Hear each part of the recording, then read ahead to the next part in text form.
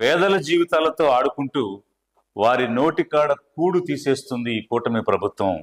అది వాలంటీర్ల విషయంలో వారు చేసినటువంటి పచ్చి దగా చూస్తే ఎవరికైనా కూడా స్పష్టమవుతుంది. సచివాలయ వ్యవస్థను కొనసాగిస్తాం, వాలంటీర్ల వ్యవస్థను కొనసాగిస్తాం, దానిని ఇంకా మెరుగైనటువంటి స్థితికి తీసుకెళ్తామని వారికి ఉన్నటువంటి మీడియా ద్వారా బాకా కొట్టి ఊదరగొట్టి ఈరోజు పూర్తిగా భిన్నంగా దానిపై యూటర్న్ తీసుకోవటమే కాకుండా సిగ్గుపడకుండా చేసిన తప్పుని సమర్థించుకోవటం నైతికత చచ్చిన రాజకీయం. అధర్మాన్ని ధర్మమని చెప్పుకుంటున్నారు అనే దానికి నిలువెత్తు సజీవ సాక్ష్యంగా ఉంది ఈ కూటమి ప్రభుత్వం అనేది ఎవరికైనా కూడా అనిపిస్తుంది. అదే మరి ఎన్డీఏ మేమందరం 3 పార్టీల కూటమికి హామీ ఇస్తున్నాం. మీ ఉద్యోగాలు తీసేయం, వాలంటీర్ వ్యవస్థ కొనసాగిస్తామని మరొక్కసారి మీ అందరికీ హామీ ఇస్తున్నా. ఉగాది రోజున, పండుగ రోజున తీపి కబురు మీకు అందరికీ. పచ్చి అబద్ధాలు ఆడుతున్నటువంటి వాళ్ళు పాలక వర్గాలుగా ఉండడం ఈ రాష్ట్ర ప్రజల దుర్మార్గంగా మేము భావించాల్సినటువంటి పరిస్థితిని వారే కల్పించారు. ప్రతిపక్ష నాయకుడు హోదాలో ఉగాది పండుగ రోజు చంద్రబాబు నాయుడు గారు మీకు 5,000 రూపాయల వేతనం సరిపో తమ్ముళ్ళు, 10,000 రూపాయల వేతనం ఇస్తామని చెప్పేసి ఆ నోటితోనే కదా ప్రకటించింది. రాష్ట్ర ముఖ్యమంత్రి నాలుక తాటి మట్ట అని చెప్పి ఈ సందర్భంగా మేము అడుగుతా ఉన్నాం. వాలంటీర్లు వాళ్ళ బ్రతుకు వాళ్ళు బ్రతుకుతున్నారు. వాళ్ళు ఏమైనా మిమ్మల్ని దేబురించారా, దేహి అని అడిగారా? మాకున్నటువంటి జీతం 5,000 సరిపోవటం లేదు, 10,000 చేయండి అని వారేం అడగలేదు. మీకు మీరుగా మీకు ఒక కెరీర్ ప్లానింగ్ ఉండాలి, మీకు మంచి భవిష్యత్తుని ఇస్తాం, 5,000 ఎక్కడ సరిపోతాయి, 10,000 చేస్తామని ఒకరు, 5కు 5 కలిపి 10,000 చేస్తానని ఇంకొకరు, మీ కడుపు కొట్టనని ఒకరు, మీ పొట్ట కొట్టనని ఒకరు అనవసరమైనటువంటి అడగనటువంటి హామీలు ఇచ్చి ఈరోజు దానిని కొనసాగించకుండా మీరు కుంటి సాకులు చెప్తున్నారు. 5,000 కాదు, మీకు రాబోయే రోజుల్లో 10,000 రూపాయలు పారితోషికం ఇచ్చే బాధ్యత మాది. మీలో సమర్థత ఉంది, తెలివితేటలున్నాయి. ఇది ఎంట్రీ పాయింట్ మాత్రమే. ఇక్కడి నుంచి మీ ఇంట్లో మీరు కూర్చొని వర్క్ ఫ్రమ్ హోమ్. అమ్మ, నేను ఒక అన్నగా చెప్తున్నా, మీకు 5,000 వస్తే ఇంకో 5,000 ఇచ్చే మనసున్న వ్యక్తిని నేను. ఒక ప్రొసీజరల్ ఇష్యూస్ గురించి చెప్తూ గత ప్రభుత్వం వాలంటీర్ల యొక్క జీవో ఎక్స్టెన్షన్ ఇవ్వలేదు, 11 నెలల తర్వాత తిరిగి దాన్ని ఎక్స్టెండ్ చేస్తూ జీవో ఇవ్వలేదని కుంటి సాకులు చెప్తున్నారు. కాంట్రాక్ట్ లెక్చరర్స్ ఉన్నారు, కాంట్రాక్ట్ ఎంప్లాయీస్ ఉన్నారు, అవుట్ సోర్సింగ్ స్టాఫ్ ఉన్నారు. వీళ్ళందరికీ కూడా ప్రతి 11 నెలలకి ఎక్స్టెన్షన్ రెన్యువల్ అనేటువంటి జీవో ఇవ్వాలి. ఏ ప్రభుత్వం అయినా ఇవ్వాలి. ఈ రోజు మీరేం చెప్తున్నారు? ప్రభుత్వం అనేటువంటిది శాశ్వతం, అధికారం ఉన్న పార్టీ శాశ్వతం కాదు. కాబట్టి గత ప్రభుత్వం తీసుకొచ్చినటువంటి పథకాలు ఏమైనా ప్రజా శ్రేయస్సు కోసం చేసి ఉంటే అవి కొనసాగించాలి, గవర్నమెంట్ ఈజ్ ఇన్ కంటిన్యూన్స్ అని చెప్పి మీరు ఈరోజు అనేకమైనటువంటి భాషలు మాట్లాడుతున్నారు.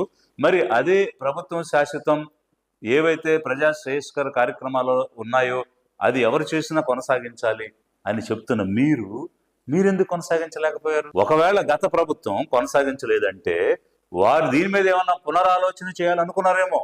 ఈ వాలంటరీ వ్యవస్థను కొనసాగించాలా వద్దా అన్న విషయం మళ్ళీ అధికారంలోకి వస్తే ఆలోచిద్దాం, అప్పుడు నిర్ణయం చేద్దాం అనుకున్నారేమో. ఎందుకంటే కార్యకర్తలను పట్టించుకోలేదు, వాలంటీర్లను చూసి అనేటువంటి ఒక అపవాదం వచ్చింది కాబట్టి కొనసాగించాలా లేదా అని ఒక పునరాలోచన ఆ ప్రభుత్వం పడి ఉండొచ్చు. కానీ మీరు హామీ ఇచ్చారు కదా, మేము కొనసాగిస్తామని చెప్పారు కదా, చెప్పి ఓట్లు వేయించుకుని వచ్చారు కదా, వచ్చినప్పుడు కొనసాగించాల్సిన బాధ్యత మీకుంది. అలాంటి అధికారం మీ చేతికి వచ్చింది, అలా నమ్మే జనం మీకు ఓట్లు వేశారు. అయితే ఇప్పుడు ఇలాంటి సాకులు చూపిస్తున్నారేంటి? మరి మీరు పెట్టినటువంటి కాంట్రాక్ట్ వ్యవస్థ, అవుట్ సోర్సింగ్ వ్యవస్థ 11 నెలలకు ఒకసారి రెన్యూ చేయటం అన్నది ఎన్నో సంవత్సరాలుగా జరుగుతూ వచ్చిందిగా. అసలు ఆ వ్యవస్థకి అంటే శాశ్వతమైనటువంటి ఉద్యోగాలు ఇచ్చేటువంటి రిక్రూట్మెంట్ పద్ధతిలో కాంట్రాక్ట్ అవుట్ సోర్సింగ్ అనే విధానానికి ఆద్యం పోసిందే ఆద్యుడే చంద్రబాబు నాయుడు గారు. ఆ కాన్సెప్ట్ తెచ్చిందే మీరు. దానికి కర్త కర్మ క్రియ పర్మనెంట్ జాబ్స్ మానేసి అవుట్ సోర్సింగ్ కాంట్రాక్ట్ జాబ్స్ అనేటువంటి ఒక విధానం తీసుకొచ్చారు. అయితే మరి ఆ విధంగా మీరు ఇచ్చిన తర్వాత గత ప్రభుత్వం 5 సంవత్సరాలు 11 నెలలకు ఒకసారి కాంట్రాక్ట్ అవుట్ సోర్సింగ్ రెన్యూ చేసుకుంటూ వచ్చింది. మీరు ఇచ్చారని వాళ్ళు ఆపేయలేదు కదా, మీరు ఇచ్చిన వాళ్ళు తీసేయలేదు కదా. మరి మీరెందుకు చేయట్లేదు? మీరు హామీ ఇచ్చి ఎందుకు మానేస్తున్నారు? ఇది నేను కంపారిజన్ కోసం మాట్లాడుతున్నాను తప్ప ఒకరికి ఫేవరెటిజంగా ఉండడం కోసం నేను మాట్లాడటం లేదు. నేను వాలంటరీ వ్యవస్థలో పేదలకు జరిగిన అన్యాయం చెప్తున్నాను. అది ఒకవేళ వైసీపీకి అనుకూలంగా ఉందని ఎవరైనా అనుకుంటే అది వారి కర్మ. లిబరేషన్ కాంగ్రెస్ పార్టీకి ఒక సిద్ధాంతం ఉంది. రాజ్యాంగంలో ఏ ఐడియల్స్ అయితే ఉన్నాయో మా పార్టీ రాజ్యాంగంలో కూడా అవే ఐడియల్స్ ఉన్నాయి. పేదల చేత, పేదల కోసం ఒక స్థిరమైనటువంటి ప్రభుత్వం ఏర్పాటు చేయాలన్నదే అధిక జనుల యొక్క ఆకాంక్ష, లిబరేషన్ కాంగ్రెస్ పార్టీ యొక్క లక్ష్యం. అందుకోసం మేము పనిచేస్తున్నాం. ఈ రోజు పేదలకు అన్యాయం జరిగింది కాబట్టే లిబరేషన్ కాంగ్రెస్ పార్టీ గొంతు విప్పి మాట్లాడుతుంది. 2.5 లక్షల మంది వాలంటీర్లు వీధిన పడ్డారు. నెలకి 5,000 రూపాయల జీతం ఇస్తానంటే పేదలు కాకపోతే ఎవరు వస్తారు? అలాంటి వారి నోటి దగ్గర కూడి తీసేశారు మీరు. ఒక్కొక్క కుటుంబంలో 3 అనుకున్న 7.5 లక్షల మంది ఈ రోజు వీధిన పడ్డారు. అది ఒకవైపు అయితే, వీళ్ళు అనేకమైనటువంటి సేవలు ప్రభుత్వం ద్వారా అందేటువంటి అనేకమైనటువంటి సంక్షేమ పథకాలు ప్రజల గుమ్మం దగ్గరికి, ఇంటి గుమ్మం దగ్గరికి తీసుకెళ్లి ఇచ్చారు. లేవలేనటువంటి ముసలి వాళ్ళకి, నడవలేనటువంటి ఫిజికల్లీ ఛాలెంజ్డ్ పీపుల్కి ఇంటింటికి వెళ్ళిచ్చి వారి మన్నలను పొందారు. దాని ద్వారా ప్రభుత్వానికి దాని గౌరవం ఇనుమడింపజేసేటువంటి పనులు చేస్తూ ప్రజల మన్నలు పొందుతున్నారు. అలాంటి వారిని వీధిన పడేసేటువంటి పరిస్థితి తెచ్చారే, మీకు మనసు ఎలా ఒప్పింది? నాకైతే అర్థం కావడం లేదు. మన దేశంలో యూపీఎస్సీ అనేది ఒకటి ఉంది. అది అత్యంత ఉన్నతమైనటువంటి సర్వీసెస్ కి రిక్రూట్మెంట్ చేస్తుంది. ఐఏఎస్, ఐపీఎస్, ఐఎఫ్ఎస్ ఇట్లాంటి సెంట్రల్ సర్వీసెస్ అన్ని కూడా. వాలంటీరీ వ్యవస్థ, సచివాలయ వ్యవస్థ అన్న కాన్సెప్ట్ వైసీపీ మేనిఫెస్టోదే అయి ఉండొచ్చు. కానీ దానిని రూపకల్పన చేసి వ్యవస్థ నిర్మాణం చేసి నిలబెట్టినటువంటిది నేను, ఆ రోజు నాతో ఉన్నటువంటి గిరిజా శంకర్ అనేటువంటి నా కొలీగ్ ఐఏఎస్ ఆఫీసర్. మట్టి ముద్దను తీసి బొమ్మను చేసి అవయవాలు అమర్చి ఊపిరి పోసి జనజీవన స్రవంతిలోకి తెచ్చాం సచివాలయ వ్యవస్థని, వాలంటీర్ వ్యవస్థని మేము.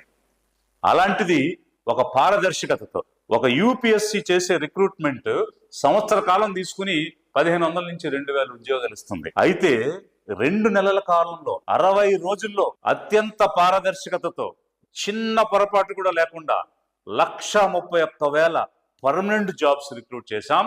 2.5 లక్షలకు పైగా వాలంటీర్లను రిక్రూట్ చేశాం. మేము చేసినటువంటి రిక్రూట్మెంట్ లో ఎక్కడైనా ఏదైనా చిన్న పొరపాటు జరిగినట్టు ఎక్కడైనా వచ్చిందా? ఎవరైనా రాజకీయ ఒత్తిళ్లకు లొంగి కానీ, లంచం ఇచ్చి కానీ ఉద్యోగాలు తెచ్చుకున్నాం అనేటువంటి వారు ఈ రోజు కూడా ఉన్నటువంటి సచివాలయ వ్యవస్థలో ఉన్న ఏ సచివాలయ కార్యదర్శినైనా, అక్కడ ఉద్యోగినైనా అడగండి, ఒక్కరైనా సరే అవును మేము ఒత్తిడి చేసి డబ్బు ఇచ్చి లంచం ఇచ్చి తెచ్చుకున్నాం అని చెప్పేవారు కనిపిస్తారేమో. అలాంటి పారదర్శకతతో ఒక రోస్టర్ విధానాన్ని పాటించి అన్ని వర్గాలకు కూడా సముచితమైన స్థానం ఇచ్చి 30% మంది మహిళలకు అవకాశం ఇచ్చి ఆ రోజు అత్యంత పారదర్శకమైనటువంటి రిక్రూట్మెంట్ మేము చేశాం. వాళ్ళు అనేకమైనటువంటి సేవలు నీతిగా, నిజాయితీగా, నిస్వార్థంగా చేస్తూ వచ్చారు. ప్రజల యొక్క మన్ననలు పొందారు. ఇంటింటికి వెళ్ళి డేటా సేకరించారు. కెలామిటీస్లో అంటే విపత్తులు వచ్చినప్పుడు, వరదలు వచ్చినా, తుఫానులు వచ్చినా ఇంటింటికి వెళ్ళి బియ్యం ఇచ్చేటువంటి కార్యక్రమం. మరీ ముఖ్యంగా పెద్ద కెలామిటీ, ప్రపంచవ్యాప్తంగా వచ్చినటువంటి కెలామిటీ ఏంటంటే కోవిడ్-19. ఆ సమయంలో ఇంటి నుంచి ఎవరో బయటకు రానటువంటి సమయంలో, ఒకరినొకరు పలకరించుకోలేని సమయంలో, ఇంట్లో మనిషి చచ్చిపోతే దహన సంస్కారాలు కూడా వెళ్ళడానికి వెనుకాడినటువంటి సమయంలో వాలంటీర్లు వెళ్ళి ఇంటింటికి తిరిగి కావలసినటువంటివి సమకూర్చి వ్యాక్సినేషన్ చేసి మందులు ఇచ్చి ఇంజక్షన్లు చేయించినటువంటి పరిస్థితి ఈ వ్యవస్థ ద్వారా జరిగితే ప్రతి ఒక్కరు కూడా దాన్ని అభినందించారు. అంతేకాకుండా వీరు ఎక్కడి నుంచి వచ్చారు? కమ్యూనిటీలో నుంచి వచ్చారు. అంటే ఏ కమ్యూనిటీస్ అయితే ప్రభుత్వం సేవలు అందించాలో ఆ కమ్యూనిటీ నుంచి రావడం వల్ల మా ప్రజలకు మేము సేవ చేసే అవకాశం దొరికింది, స్వచ్ఛందంగా సేవ చేసే అవకాశం దొరికింది అని ఎంతో ఉత్సాహంగా పనిచేశారు.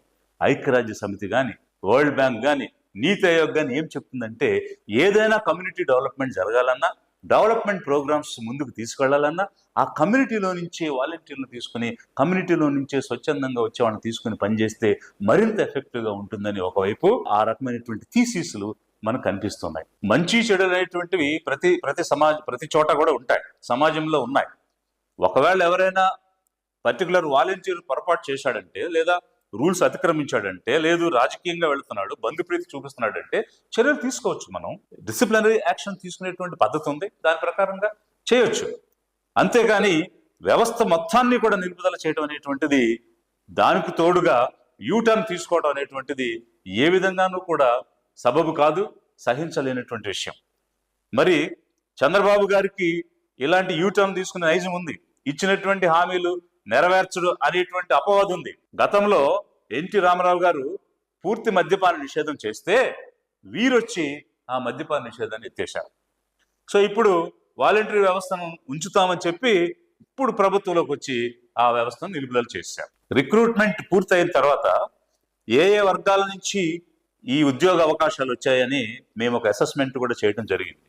చూస్తే సచివాలయ ఉద్యోగాల్లో 80% ఎస్సీ ఎస్టీ బీసీ మైనారిటీసే వచ్చారు. వాలంటీర్ల ఉద్యోగాల్లో 80% పైగా ఎస్సీ ఎస్టీ బీసీ మైనారిటీలే వచ్చారు. ఎందుకనంటే పేదరికంలో ఉన్నటువంటి వాళ్ళు వాళ్ళే.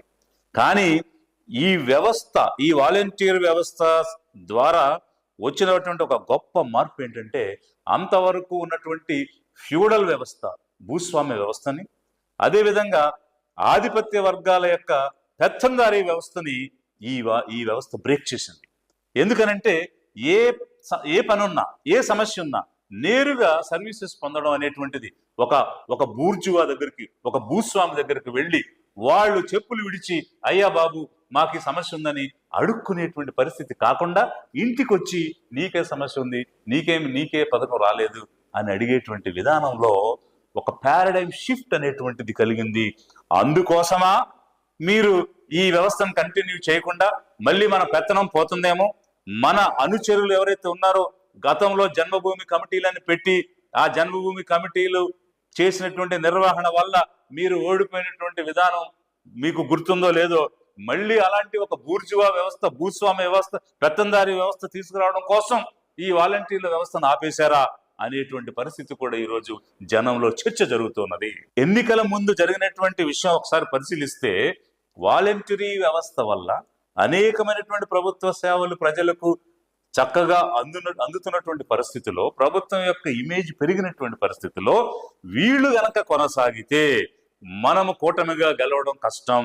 కాబట్టి ఏ విధంగా దీన్ని నిర్వీర్యం చేయాలి అని ఆలోచించి ఆ వ్యవస్థ మీద విషాన్ని చిమ్మి ఎలాంటి అపవాదు తెచ్చారు పవన్ కళ్యాణ్ గారు అంటే 30,000 పైచిలకు మహిళలను, అమ్మాయిల్ని మిస్ చేసేశారు, హ్యూమన్ ట్రాఫికింగ్ చేశారు అనేటువంటి ఒక అపవాది, ఒక విషయాన్ని ఈ వ్యవస్థ మీద చిమ్మారు.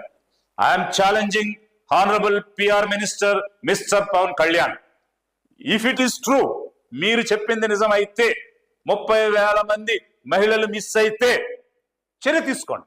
ఈ రోజు ప్రభుత్వంలో మీరున్నారు. ఏ వాలంటీరా తప్పు చేశాడో క్రిమినల్ యాక్షన్ తీసుకోండి. 30,000 మంది మిస్ అయిన వారిని వెనక్కి తీసుకురండి. తప్పు చేసినటువంటి వాలంటీర్ మీద మీరు చర్య తీసుకోండి. అంతేగాని వ్యవస్థ మొత్తం మీద విషం చెమ్మకండి. మీరు కేవలం ఒక కుతంత్రంతో ఈ వాలంటీర్ల వ్యవస్థ ఉంటే గెలవలేమని వాళ్ళని డైవర్ట్ చేసి మానసికంగా వాళ్ళని మరొక వైపు తిప్పి 10,000 ఇస్తామని చెప్పి ఆశ చూపించి పబ్బం గడుపుకుని ఏరు దాటాక తెప్ప తగలేసినట్టుగా వాళ్ళని వాడుకుని ఈ రోజు ఆ వ్యవస్థను నిలుపుదల చేశారు. 30,000 మంది అమ్మాయిలు మిస్సింగ్ అయిపోయారు. ఆంధ్రప్రదేశ్ లో వాలంటీర్స్ టీమ్ ని పెట్టారు. హ్యూమన్ ట్రాఫికింగ్ జరుగుతా ఉంది. వీళ్ళ ఇన్ఫర్మేషన్ వల్ల ఒంటరి మహిళల్ని వీళ్ళు టార్గెట్ చేసి ఆ ఇన్ఫర్మేషన్ కొంతమంది సంఘ విద్రోహ శక్తులకు ఇస్తే వాళ్ళని వీళ్ళు కిడ్నాప్ చేయడం గాని, ట్రాప్ చేయడం గాని జరిగి మిస్ అయిపోయారు ఇంతమంది. ఇది చాలా అన్యాయం. ఒక్కసారి వాలంటీర్ల యొక్క గొంతు వినండి. వాళ్ళు బయటకు వచ్చి వీధుల మీదకి వచ్చి అయ్యా మా ఉద్యోగం తిరిగి ఇవ్వండి, మేము బ్రతుకు ఏడ్చలేకపోతున్నామని ఆర్తనాదాలు చేస్తూ ఉన్నారు. వారు మాట్లాడుతున్నది వింటూ ఉంటే హృదయం తరిక్కిపోతుంది. మరి మీకెలా మనసు ఒప్పింది ఇన్ని లక్షల కుటుంబాలను వీధిని పడేయడం అనేటువంటిది నాకు మాత్రం అర్థం కాకుండా ఎంతో ఆశ్చర్యాన్ని కలిగిస్తుంది. ఏజెన్సీ నుంచి వచ్చామండి. మాకు ఏవైతే కూటమి గవర్నమెంట్ హామీలు అయితే ఏవైతే హామీలు ఇచ్చిందో అవన్నీ నెరవేర్చాలి. మాకు ఉద్యోగంలో ఉద్యోగ భద్రత కల్పిస్తానన్నారు, జీతాలు పెంచుతానన్నారు.